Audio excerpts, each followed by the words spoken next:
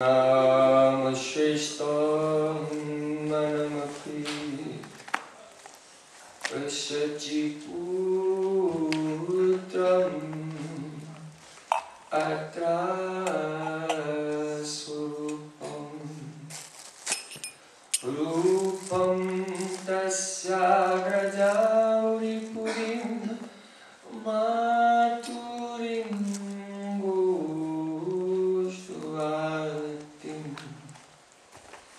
Radha-Krsna Magivaram Ahoradika Madhvasam Rapto Yasya Patitapikaya Sri Guru Tam Natos Gurave Gaurachandra Radhikaye Tadai Krishnaya Krishna Bhaktaya Tad Bhaktaya Namo Anandalilamaya Vigrahaya Hemapatibhyacchavi Sundaraya Tasmai Mahaprema Rasapradaya Chaitanya Chandraya Namo Namaste Chaitanya Chandraya Namo Namaste Chaitanya Chandraya Namo Namaste Bhaktya Vihina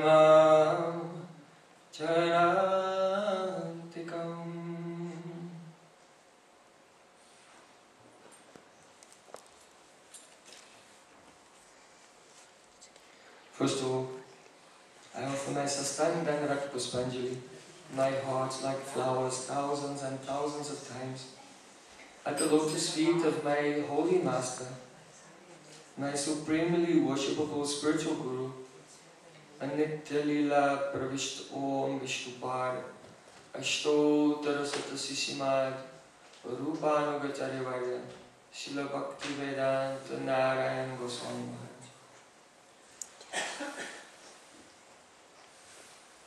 Secondly, I offer my pranam thousands of times at the lotus feet of my Guru's Guru, Srila Prabhupada, and his Guru, and all the acharyas in our Sri Rupanuga Gaudiya Guru Parampara.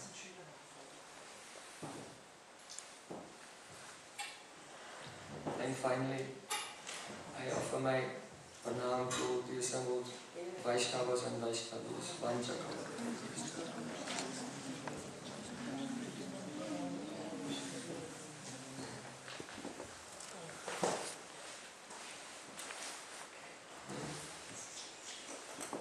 So, our topic this week is how to be absorbed in the loving service of Radha and Krishna.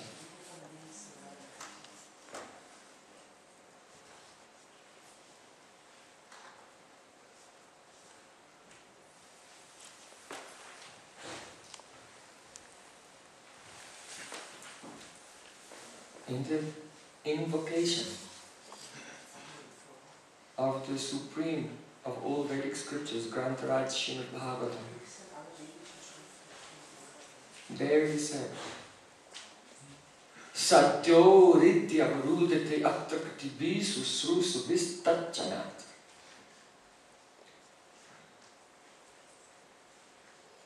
When a person desires to hear the pastimes of Sri Krishna as they've been expressed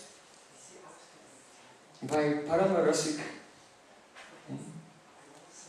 Sri Shukadeva Goswami, then what happens? Sadhyo, immediately, Hridya Varudyate, Atra.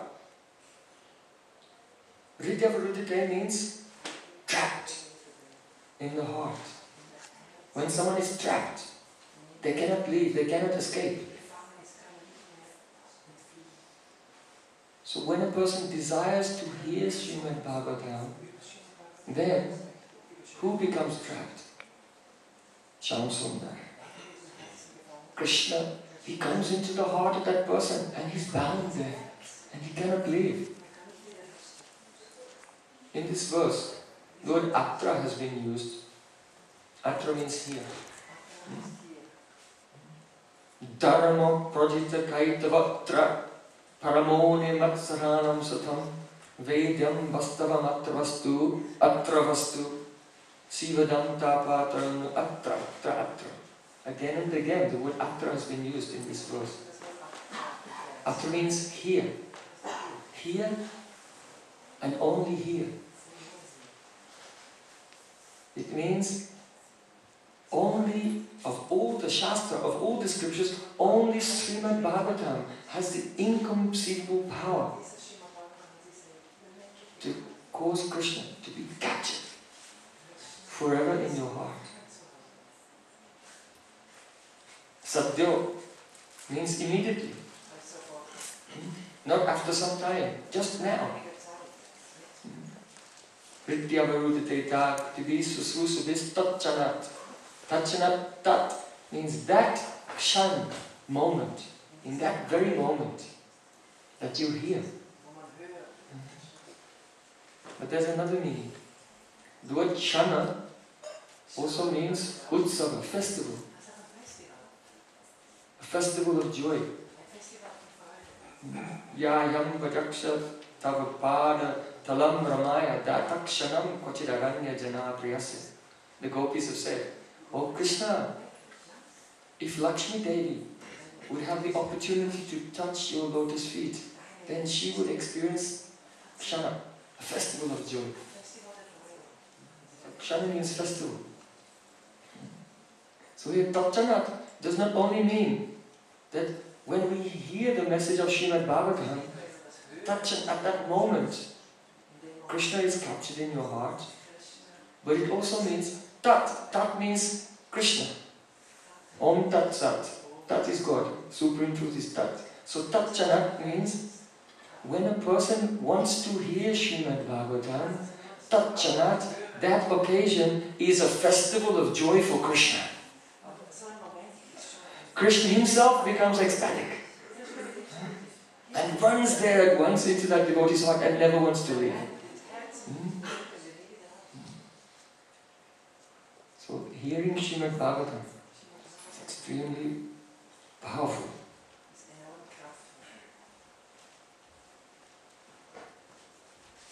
But there's a condition. Because one may say, oh, I have heard some katha of Srimad Bhagavatam many times. But I'm not experiencing that Krishna in great ecstasy is trapped in my heart. Not everyone, but maybe one or two may have this complaint. So, why? What is the condition? Sadyo ridyavaruditayatra kritibi. Kritibi means, in a general sense, by the pious persons. Kriti, those who are pious. But especially, kriti means those who have been purified, those who have been refined, those who have been prepared very mercifully by Shri Guru for them. So in commenting on this word, Kritivi, Srila Jiva Goswami, he quotes Krishna's teaching from the 11th canto.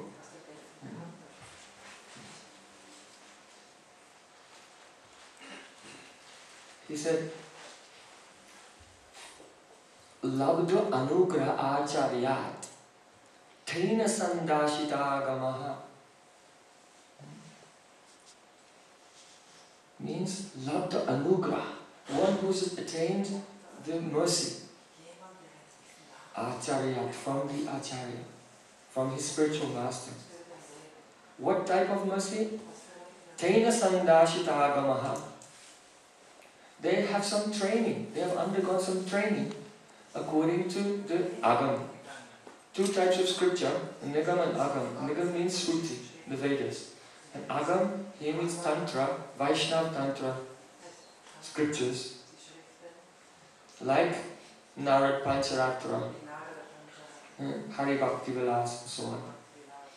So, Murtyabhi Mate Mahapurusha Abhyachen Murtyabhi Mate Atmana. One who has attained the mercy of the Acharya in the form of diksha initiation has been trained in the practices of devotional service and who has become established in a sambandha, relation with their Ishta, with their Ishtadev. Then that person, when they simply desire to hear Srimad Bhagavatam, at once Krishna comes and plays in their heart. So what does it mean to Kritibhi, those who have been refined? It means those who have undergone the samskara, pancha-samskara. In Prameya Ratnavali, our Baladevi Bhushan, he has written there, Tapa Pundram Tatha Nama Mantro Yagascha Panchama Amihi pancha-samskara Param Aikantik Heitava. Pancha-samskara, 5 purificatory processes, 5 types of impression, deep impressions in the heart of the living entity. Parama Aikanti Heitava is the cause of Parama Aikanti, supreme one-pointedness. Our discussion is how to be absorbed in Radha and Krishna. So what are the causes of the Parama Aikantiki? Becoming focused, completely one-pointed in the service of one's beloved Ishtadev. So these 5 samskaras, they are the cause of this. First of all, we should know that all the conditioned souls in this world have many samskaras, impressions. Kusanskara, unfavorable impressions. Many lifetimes of sense gratification, sinful activities, and the reactions of these. And they cause us to become involved in worldly desires, enmity towards other living entities, greed and lust, and to come under the control of the lower urges of the physical body, and indeed to identify with the body itself, is all coming from the samskara, impressions in our chitta from many lifetimes of worldly, mundane activities. So because of this, the living beings in general, they have hostility towards God. We say, no, I don't have any hostility towards God. But Supreme Lord is everything and is everywhere. And when we forget Him, then this is a type of hostility towards God. Even only sense gratification itself means to absorb the consciousness in the tamasic dead matter in order to be in a state of obliviousness to the omnipresence of the Supreme Lord, in a state of forgetfulness. So even what an ordinary person would consider, oh, I'm just enjoying a little bit, like this, is actually the soul's state of hostility towards the Supreme Lord. So, mantra, the holy name of Krishna, and diksha mantras, they are very powerful. They are extremely powerful. But the living entity, due to very bad sanskar, cannot avail himself of the power of the holy name and the power of the mantra. You know that Harinam does not depend on diksha initiation. No diksham na chasakriyam na puraschariyam manakshite mantrena rasanaspriteva falati si krishnanamatmaka. In Padyavali, Rupa Goswami has written, the holy name is very attractive and easily available to everyone. And is the controller of the opulence of liberation. It does not depend on diksha initiation. It does not depend on the performance of purificatory rituals, purascarya, and so on. As soon as the name touches your tongue, rasanas prageva falati, it gives fruit. So the holy name is not dependent on diksha.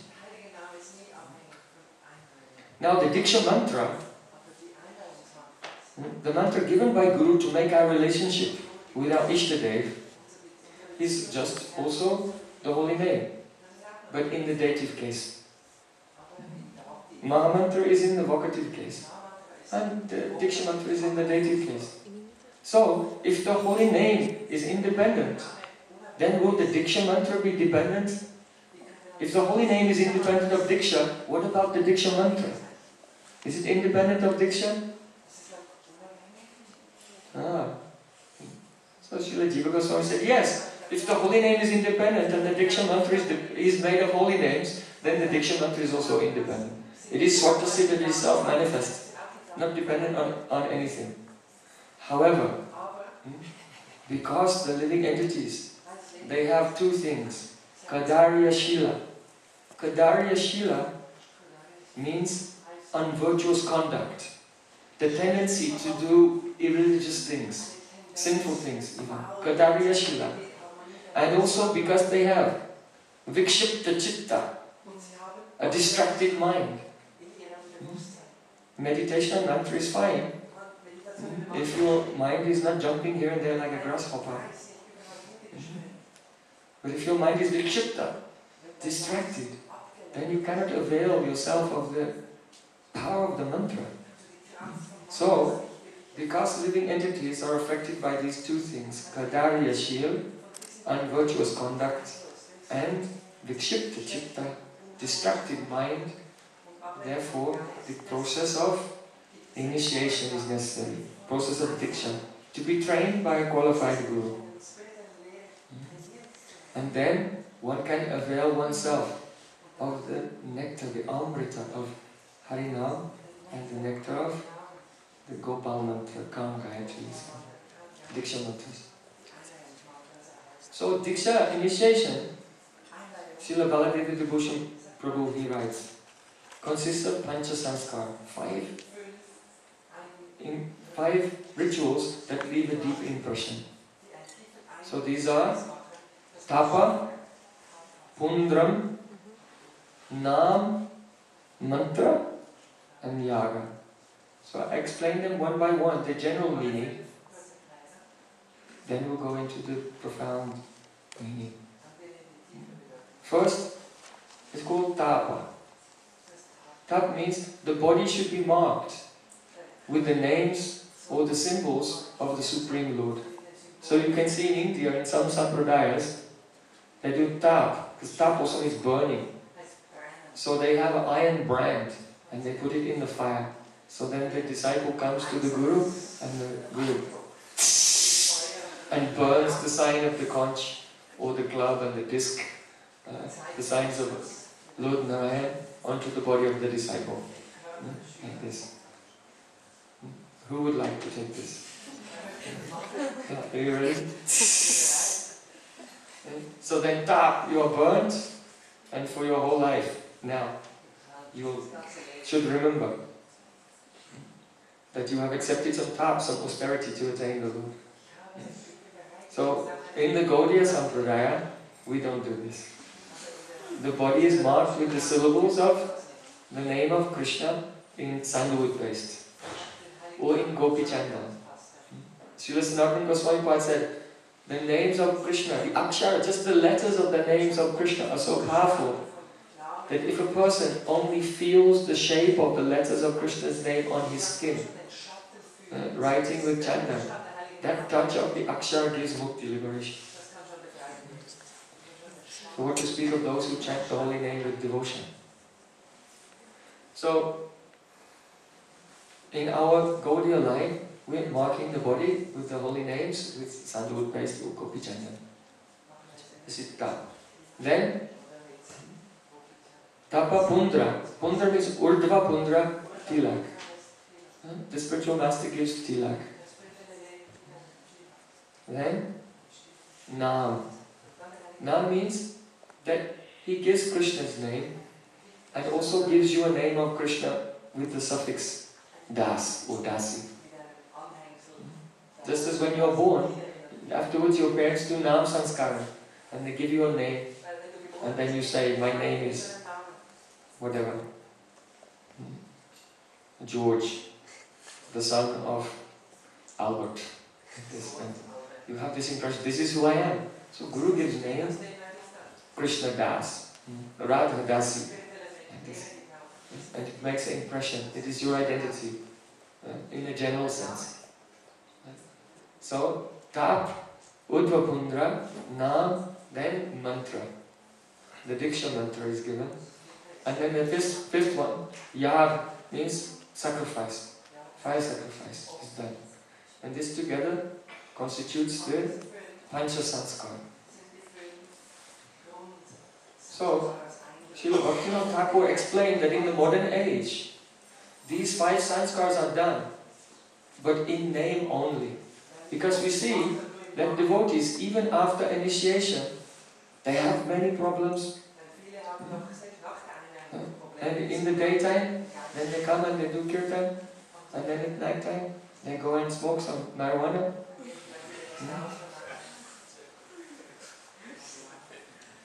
And other things I will not even mention. So, why? The reason is because the deep significance of the pancha-samskara has not been taken into account. The deep significance of this, first, tap, means a burning. This burning should be in your heart. Anutap. Anutap means regret. It means repentance. That when the prospective disciple is coming to the Guru, he should hear about the Bhagavad Gita, Srimad Bhagavatam. That means understand the tattva, the nature of this world and the nature of the soul. Like Sanatana Goswami when he approached Chaitanya Mahaprabhu. He said, Nicha jati, nicha sangi, patita adham, kuvishaye kupi pori goenu janam. Oh Mahaprabhu, I have kept very low class association. He was associating with meat eaters. Nicha jati, nicha sangi, patita adham. I myself am very degraded. And I have wasted all the days of my life absorbed in sense gratification like a foolish animal. Apanara hita hita kichuvina jani gramya vyavapahara pandittai satyamani. He said, I don't know what is good for me and I don't know what is detrimental for me. And all the people, they call me a pandit, and I'm so foolish. I said, yes, did you call me? I am a pandit. So I'm so proud, but I don't even know who I am. I don't know why I'm in this world. I don't know why I'm suffering. So Sanatana Goswami approached Chaitanya Mahaprabhu in this mood. And Rupa Goswami, how did Rupa Goswami approach Chaitanya Mahaprabhu? Mattulyo nasti papatma aparadi chakastana parihari pilachame kimbruve purushottama. Oh Mahaprabhu, there is no one more sinful than me. There is no one more offensive than me. I even hesitate to give up my materialistic sense gratification. So what can I say, my Lord?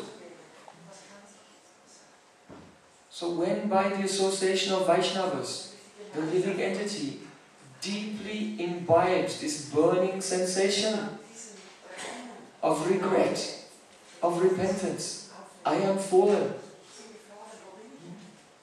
I am so ignorant. I have wasted my life. I am filled with anartha. I pretend to be a very good person, but I am corrupt to the core. This is called tap. So the Guru should watch the disciple for 1 year. The Shastra said at least 1 year, to see whether the spirit of enjoying the world has abated and the disciple is living in the state of tap, or repentance. So that is the first samskara. After 1 year, if the Guru is satisfied that the disciple has adopted this mood, as Srila Bhaktivinoda Thakur said, Amara jivana sada papeirata nahi ko punyer nishta parira udveva diyachi je kuto diyachi jivera klesha. My whole life I was engaged in sinful activities. I feel if I see someone else is very successful, then I burn inside. And smile like this. Hello, Prabhu. And if I see someone is not doing very well, or they are suffering, then I feel very good inside. Ashesha kamana riddhi majimora lobi dambak parayana. Unlimited material desires are coming in my heart. At every second, attachments are coming in my mind. Aparadi niranta, and I continually make offense. It's not a problem to chant Hare Krishna, Krishna Krishna, and think, I can go shopping today. Hare Krishna, Krishna Krishna. What do you have on Hare Krishna, Krishna? It's okay, perfectly okay. To be so disrespectful to Krishna, who has mercifully appeared fully with all his beauty, sweetness and associates in the form of his name. Aparadi niranta. So I make continuously many offenses. Srila Bhaktivinoda Thakur has prayed like this. This is an anutap. So after 1 year, when Guru has seen that the disciple has adopted this mood of turning away from the world, then he gives Urdhva Pundra. What does tilak mean? Urdhva Pundra. Urdhva means up. And Pundra means shining or gati, the direction, the goal. So to give tilak, Urdhva Pundra means to send the disciple, sends his mind up. Urdhva Gati, Urdhva Pundra. My destination is beyond this world. You see? Because everything that we do, all of our activities from the moment we wake up are all connected with our Prayojan, our goal of life, what it is we want. So if the objectives, the things that we're looking for, the things that we want exist in this temporary material plane, then all our activities will follow after that. So to give tilak, and for the disciple to apply the tilak every day, Urdhva means going up. Means to fix your goal of life is not in this world, it is beyond this world. And when your ambition, your direction, everything is beyond this temporary world of matter, all your activities will follow.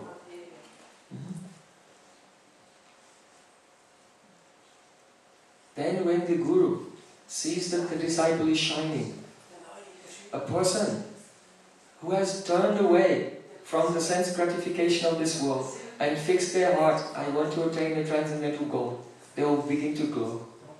Right? So when the disciple sees, the Guru sees that the disciple is glowing in this way, then he gives name, the holy name. Because then the disciple can receive this name in a properly adjusted way. Nam akari bahuda nija sarva shaktish tatra pitani amatas varne nakana etat drishti tava kripa bhagavam mamapi durdaivam iddashamiha janinanura. Krishna's name is fully Krishna himself, non-different in any way. Abhinatvam nama namino. Even the Nam Avas will cause the appearance of Krishna Roop to appear in one's heart and qualities. So, when the disciple's heart is prepared, and then Guru must give mantra. And the disciple takes mantra as his supreme wealth. Jayati Jayati Namananda Rupam Murare Viramita Nija Dharma Dhyana Pujari Katamapi Sakridata Muktidam Praninam Paramam Amritam Ekam Jivanam Bhushanam Me. Oh Nam, you are Parama Amrita, supreme nectar. You are Jivanam, you are my life and soul. You are my only ornament. So disciple will take name in this way and chant every day. Mantra. Then after Nam, the fourth sanskar is called mantra. Why? Those who have not received the mantra, diksha mantra, they can only speculate actually about what amrita, what nectar is in the holy name. It is essential to receive the diksha mantra by which the correct sambandha between the worshipper, the object of worship and the process of worship is established.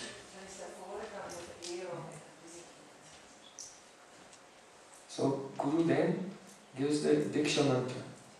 And then yaga means not only fire sacrifice, but the process of archan.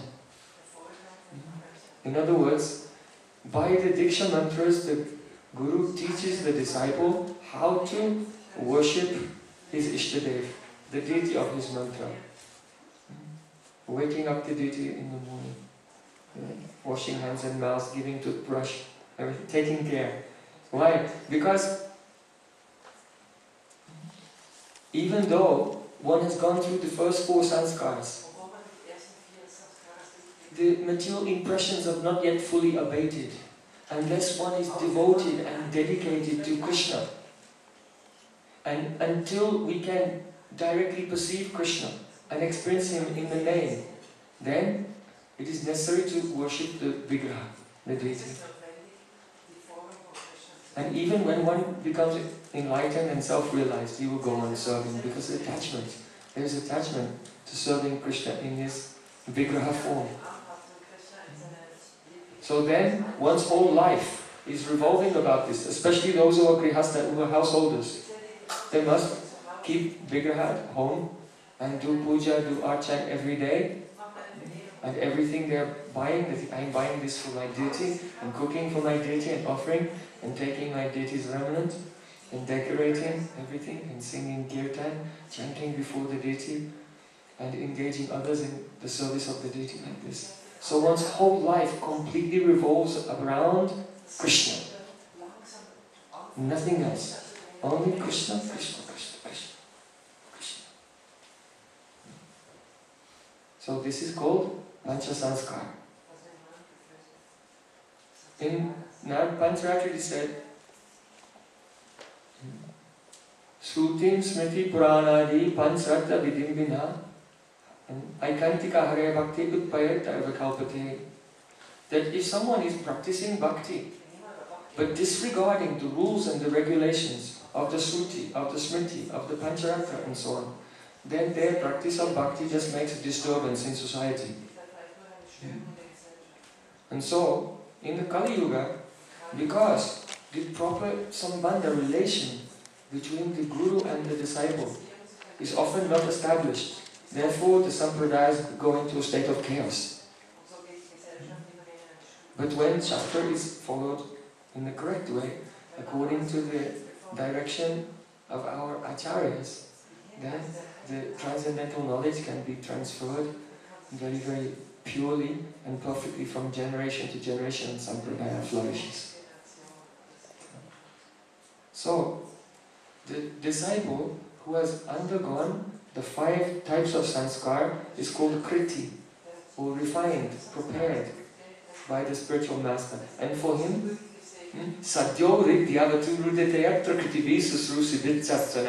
when that disciple hears the pastimes of Krishna from Srimad Bhagavatam, at once Krishna runs there and he begins to realize his divine pastimes.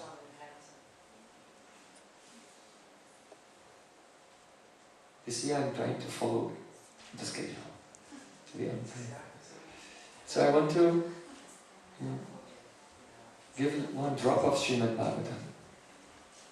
By following pancha-samskara, the 2 problems of the living entity are eradicated. First of all, kadarya shil, the unvirtuous conduct, doing unvirtuous activity, it goes away. Because his life is regulated in the service of Krishna.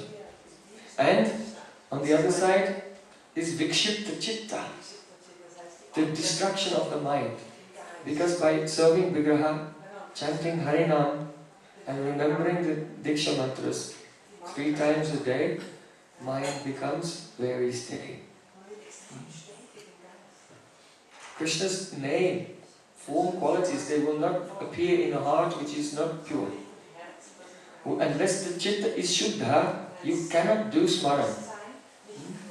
Jiva Goswami has explained in Bhakti Sandarbha what is kirtan, shravan, kirtan, then smaran. So the first thing he tells us about smaran is, unless the chitta has become shuddha, purified by hearing and chanting, it is impossible. Cannot do it. So the chitta becomes purified by this pancha-samskara.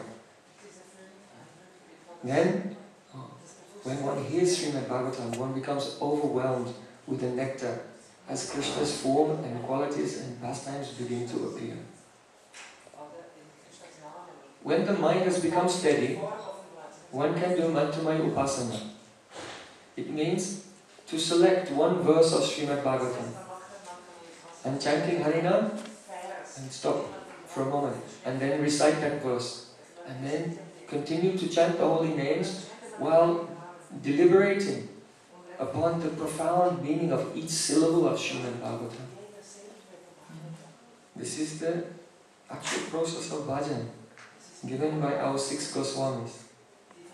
You can see Sanatana Goswami's first book, Brihad Bhagavatamrita. Brihad Bhagavatamrita is the foundation of all the Goswami scriptures, Goswami Granthas. And there at the end he has given Bhakti Rasayana. Bhakti Rasayana is a selection of his favorite verses of Srimad Bhagavatam in a particular order that the sadhak chanting Harinam and remembering these verses will gradually sink into the ocean of Brajarasa. Very beautiful. He has described there the beauty of the trees of Vrindavan. Verses about the trees, verses about the birds, about the cows, the hills, Govardhan.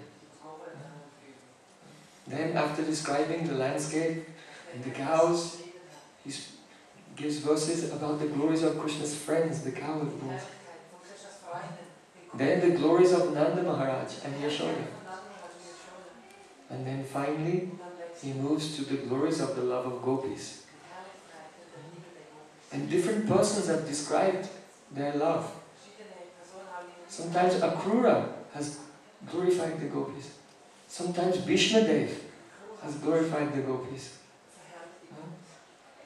Sometimes he gives a verse where Uddhava has glorified the gopis. The devotees have progressively more and more realization. But all the verses are astounding. Sanatana Goswami said, look at Bhishmadev. He's lying on a bed of arrows. He has hundreds of arrows through his body. He's been there for 3 months. All his blood has run out. He did not eat. He did not drink. And he's waiting to leave this world. Krishna has come before him. And he begins to look at the beautiful face of Krishna and glorify Krishna. And as he glorifies Krishna, oh Krishna, I remember you. Taking the reins of the chariot, Arjun's chariot in your hands, and a whip in the other. And you have a look of concentration on your face. Why? Because you are concentrating on Arjun's seva. All the living entities, by constitution, they are servants of Krishna. But what does Krishna want? He wants to serve his devotee.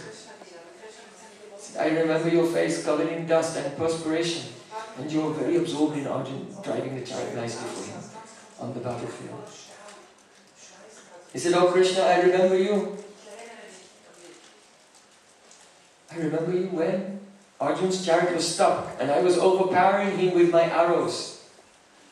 And it was a very critical moment. Arjun could have been killed. But you saved him. You took the broken chariot wheel.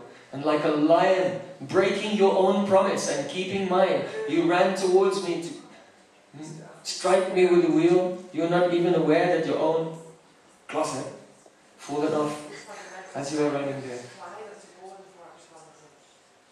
Vishmadev saying, I remember this. Then he tells, Lalita Gati Vilasa Falguhasa, Pranaya Nirikshana, Kalpiturumana, Kritamanu Kritavatya, Unmadhanda, Prakriti Magan Gila Yasya Gopavadva. And his meditation goes off to Vrindavan. And Vishmadev begins to remember the glories of the gopis of Vrindavan. Sanatana Goswami said, though this is spoken by Vishmadev, it is a sign of the extreme glories of gopis' Prem. That the person who is a brahmachari, Naistik brahmachari, and the Kshatriya, and Kshatriyas are very harsh and cruel. And also in a moment of crisis, being pierced with so many arrows and about to leave his body. But still what came in his mind? Oh Krishna, your gopis are so wonderful.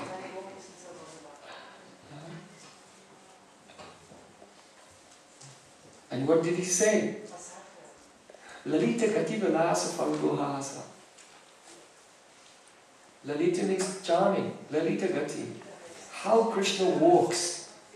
How he moves. How he dances. In the forest of Vrindavan, in the middle of the night, meeting with the Braja Gopis. Lalita Gati Vilasa Falguhasa, smiling at the gopis very enchantingly. Pranaya Nirikshana means his glances are full of pranay. The feeling that pranay means a confidence that my body and your body, my senses and your senses, my heart and your heart, my mind and your mind are one. This is pranay, the feelings of oneness. With such feelings, Krishna was glancing at the gopis and smiling. Pranaya Nirikshana Kalpiturumana. Here, Vishmadev is saying Kalpiturumana. Uruman. Man means honor, respect. Amanina mana dena. Here Krishna is Uruman. Krishna is giving the highest respect to the gopis of Vrindavan. Urumana means he's worshipping them. How is Krishna worshipping them? Not with incense, not with the lamps. He's worshipping them by the way he walks, by the way he dances, by vilas, by amorous pastimes. He's worshipping them by his glances, by his smiles. He's worshipping them in such a way that Krishna has never worshipped and will never worship anyone else. Has Krishna danced in the moonlight, in the forest with Rukmini and Satyabhama? In Dwarka? Never. No one in the history of the universe was ever honored and worshipped like the gopis of Vrindavan have been honored and worshipped by Krishna. Why does he do this? Because he cannot live without their love. Their love is so extraordinary and so wonderful. He has a fear that he may lose their association. Because they have sacrificed everything. They have run away from their husbands and mother-in-laws and from all the rules of dharma and society and sacrificed their happiness in this life and the next just to see him. When will he see them again? Will he be able to meet and enjoy pastimes with them again like this? So Krishna is using all of his beauty, all of his charm and everything to worship them, that they should come under his control. You know what he said in Srimad Bhagavatam? Aham bhakta paradino yashvatanta ivadina. Supreme Lord told the Vasarishi, I am not independent, I am under the control of my devotee. Sadhavo hridayam mayam sadhunam hridayam taham. The devotee is my heart and I am the heart of the devotee. So when Prem appears, Krishna becomes under the control of the devotee's love. And the devotee becomes under the control of Krishna's love. In Dasaras, in Sakyaras, in Vatsalyaras, but not in Madhurya-ras. Madhurya-ras has a speciality. In Madhurya-rasa, Krishna comes under the control of his lover's Prem. But the lover doesn't come under the control of Krishna's Prem. Because Madhurya-ras, the romantic mood, has so many emotions, like avahita bhav, hiding the feelings. Man, contrary mood. And because of this, chanchalata, restlessness, all different types of sanctuary bhavs, waves in the ocean of the romantic love appear and stop the heroine from coming under the control of the hero. In the state of Prem, Sneha, Man, Pranaya, Rag, only when it comes to Anurag, one of the symptoms of Anurag is called Paraspara Vasibhav Atishay. It means that there's suddenly a great increase of rasa when lover and beloved each realize that each one is under the control of the other's love. At last, when Anurag will come. You see? Like our Srila Vishnu Thakur said, Shingarayani bhavatimma visaranayani vikshaiva kanta vadanam parivrittayantim virtantanena harisani vimanayani samprapyatajna sudam rishita bhavani. Oh Radhika, when will the day come? When, as your maidservant, I will decorate you, Sola Shringa, 16 types of ornaments, 16 types of cosmetics. Kumkum, you have to put kumkum on the top, and kasturi underneath, and chandan here and there, and paintings on the body, sindoor, and tilak, altar on the feet, like 16 types of cosmetics on the body of Radhika, and Dwadash Avaran, 12 types of ornaments, nose ring, earring, necklace, bangles, rings, armlets, ankle bells, waist belts, 12 types of golden ornaments. Radhika will look astonishing. Damodar Rati Vardhaveshi Hari's Puta Vrindavipinesh. From head to toe, the Vesh of Radhika is Damodar Rati Vardhana. It will increase the love of Krishna, Damodar. It will bind him, that's why his name is Damodar. His heart will be bound in her vein, in her braid. The beauty of the decorations of her braid. So he's Damodar. So Srila Vishnu Thakur said, Shringarayani bhavatim abhisarayani. And when Radhika is all ready, then when will I very carefully sneak her out from the house of her mother-in-law in Yavat and bring her through the forests bring her beneath the shade of a tree. And then there's a gap between the next piece of forest and some moonlight is shining through. If you go through this gap, someone might see you. So I will quickly run from this tree to the next shadow and look around and then say, then Radharani will go from shadow to shadow, further and further into the forest, where Krishna is anxiously waiting. And Krishna is anxiously waiting, and finally Radhika comes before him. And Vikshaya Vakanta Vadanam Parivrityayantim. And the moment Radharani sees Krishna's face, she changes her mind and turns around and goes back. Huh? Why? Because the heroine is not under control of the hero. Not from Prem, not Sneha, not Man, not Pranaya, not Rag. Even Anurag may appear. But if the Anubhav, the deep Anurag will not come, the heroine is not under control. Krishna is afraid. So, Ditanthalena Harisani Dimanayani. Srila Vishnu Thakur said, oh, then I will think, as the maidservant of Radharani, all the Sringar, 16 types of cosmetics, 12 types of ornaments, and beautiful decorations, risking life and a great scandal within the village by sneaking her out from the house, and all my work has all gone to waste because she's running away from me. I cannot tolerate it. So, Dhritanchalenga, I'll grab Radharani by the anchal, by the veil, and pull. And Radharani will try to go this way, and I'll be pulling that way. Samprapya Tarjana Sudam Rishita Bhavani. And then my ears will attain nectar. The nectar of Radharani's chastisement. Hey Kalankini. That means girl with a bad reputation. Oh Kalankini, let go of me. If you like him so much, you meet with him yourself.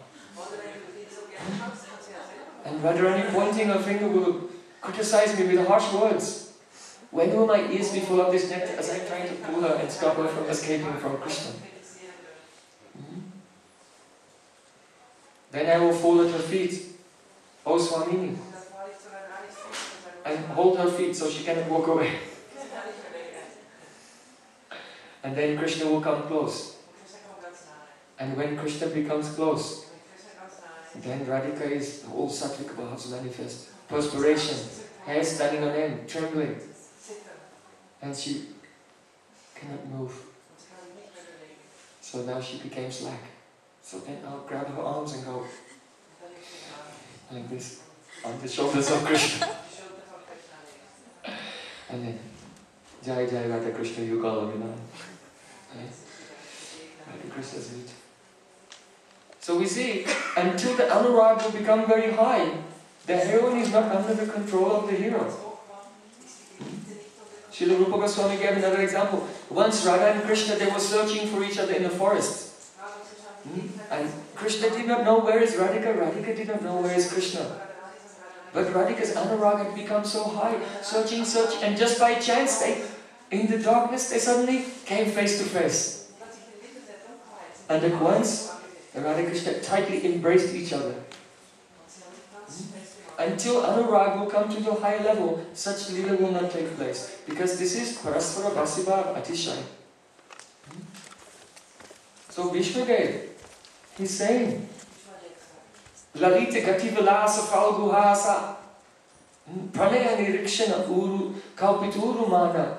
In the Rasa Lila, Krishna is smiling, he's glancing, he's dancing, striking many beautiful poses in the Rasa Lila. And by this he's worshipping the gopis that they will come under his control. Because he feels, I cannot live without you. Then Vishnudev is saying, Kritamanukutavatya unmadanda. But when Krishna suddenly disappeared from Rasa Lila, then what happened? Gopis became mad, searching for him everywhere. Kachit Tulasi Kalyani Govinda Charna Prem. Oh Tulsi, have you seen Krishna walk this way? But the Tulsi plant, Tulsi did not give a reply. Then Gopis thought, oh, She cannot understand our feelings of separation because Tulsi is always on the feet of Krishna. What does she know about separation?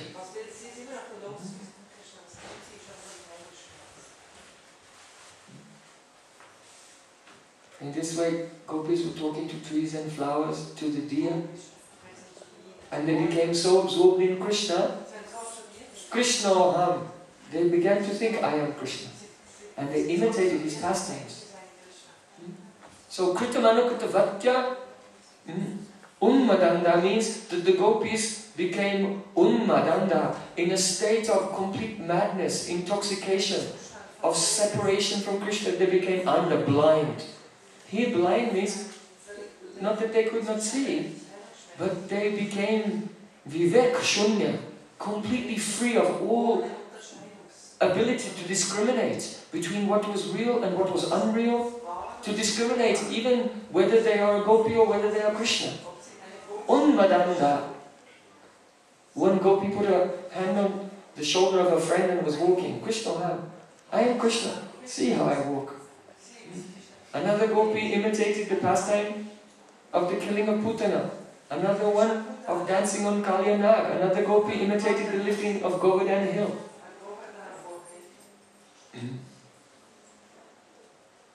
How is it possible that one gopi can play the role of Putana, one gopi can play the role of Madheshoda, binding Krishna with the rope, Damodar Lila?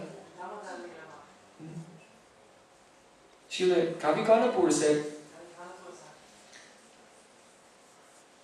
that those gopis who played the roles of demons, they were not really gopis.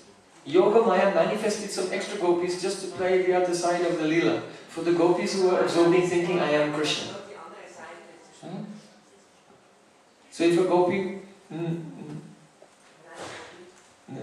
held on to another gopi, and like Krishna killing Trinavarta, like this, but that gopi playing Trinavarta was only manifested by Yoga Maya for the sake of the other gopi to fulfill her bhav, the bhav that she was going through. So Kavi Kanapur and Vishwanath Thakur give this example. Jiva Goswami gives another explanation. He said, no, even the gopis who played the roles which were unfavorable to love of Krishna, they were also played by gopis. Why? It was part of their avesh, their absorption in Krishna Lila. He said that sometimes a person who is absorbed in something can also play the role of that which is antagonistic. Just like one man was alone in the forest. It was dark. And he began to think, I wonder if there are any dangerous tigers here. And he was so afraid after the tiger came that he began to maybe a tiger, because he became mad in fear. So in the same way, the gopis absorbed in Krishna's lila, being afraid for him, then they began to imitate like this, and so all the lilas began to be played out. Now remember, when this is going on, where is Krishna? He's watching, and he cannot believe his eyes. What kind of love is this? Krishna has never seen before in his life a love like this. All gopis have become madanda, lost all discrimination, playing his pastimes from childhood up to the present day. They don't know who am I, where am I. Krishna is watching with unblinking eyes. So Bhishma Devi is saying,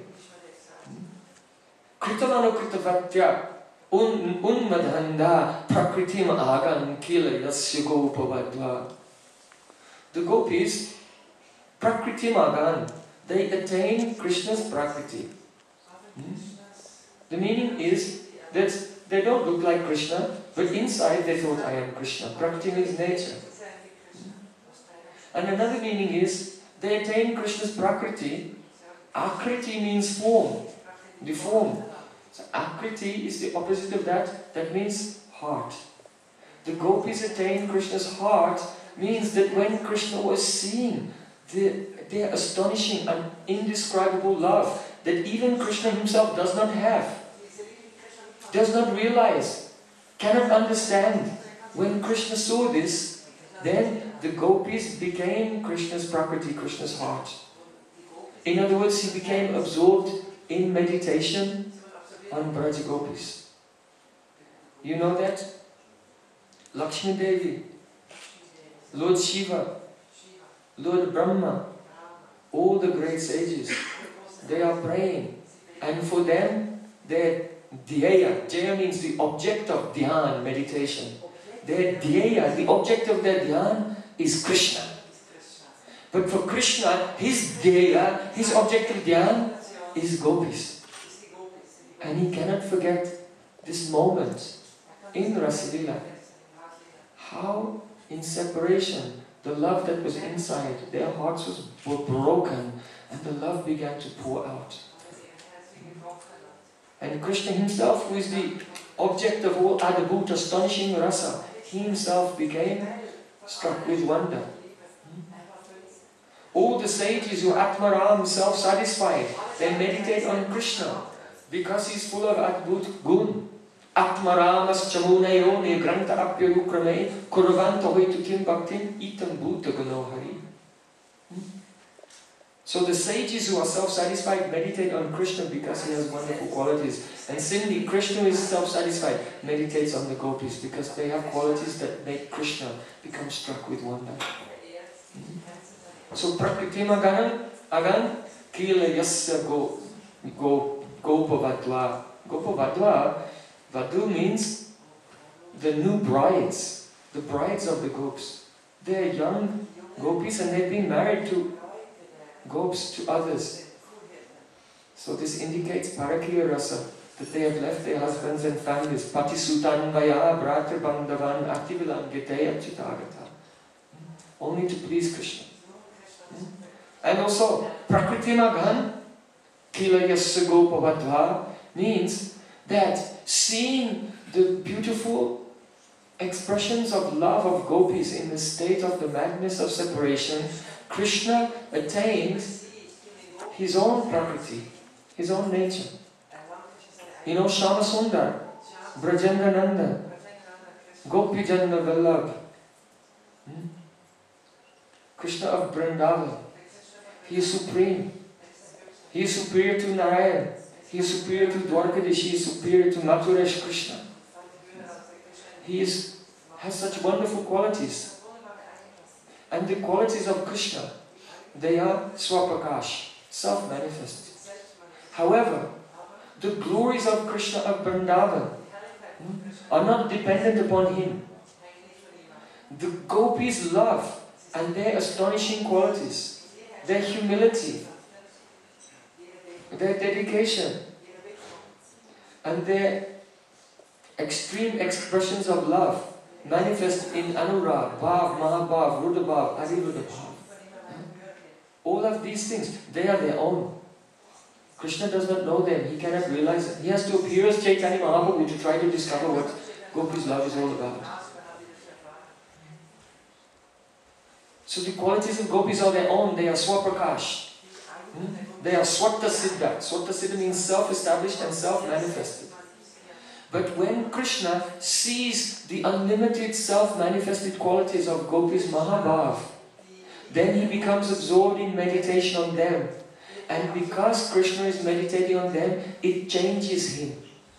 And his qualities become Susiddha. Not only Swata Siddha, self-manifest, but Susiddha means Krishna becomes more beautiful.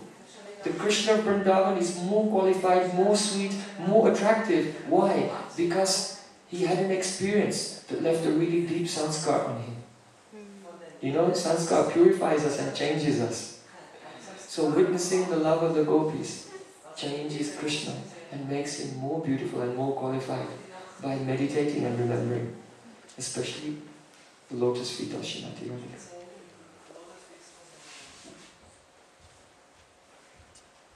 So I have 60 seconds left. So I will complete the katha here. Our subject is how to become absorbed in Radha and Krishna. So our acharyas have given the process. Just to summarize our discussion today, take shelter of bonafide Guru and undergo the process of diksha correctly, pancha-samskara. Then the heart becomes prepared. Then hear Srimad Bhagavatam. And learning to relish the verses of Srimad. I have not gone to the 10th canto. I am telling today only the first canto. Bhishmadev. But the verses of Srimad Bhagavatam, Srila Jiva Goswami said, have an inconceivable potency to awaken Prem. So in Srimad Bhagavatam written there in Bhakti Rasayana, Sanatana Goswami has given verses one after another with a profound explanation of each word for the contemplation of the devotee when they are chanting and doing mantramayi upasana. From this, the stage of avesh comes, absorption. And in the state of absorption, then the qualities, associates and lila of Krishna appears. This is the method of bhajan given by our 6 Goswamis.